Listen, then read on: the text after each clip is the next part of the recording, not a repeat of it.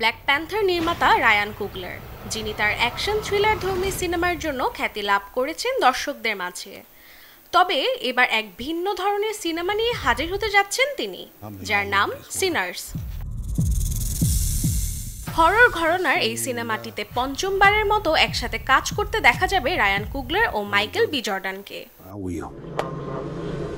দুই যমজ ভাইকে ঘিরে এগিয়ে যায় সিনেমার গল্প, যারা তাদের দৈনন্দিন জীবনের সকল বাধা অতিক্রম করে এক নতুন অধ্যায় শুরু করার আশায় নিজ শহরে ফিরে আসে।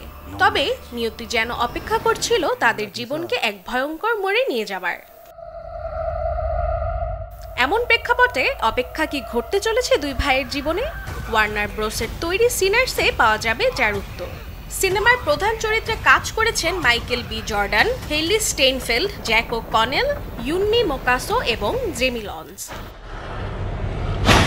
কুগলারের এই ভিন্নধর্মী গল্প কি পারবে দর্শকের মনে সাড়া জাগাতে?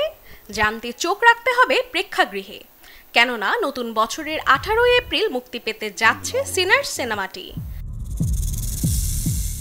Desk report, channel 24।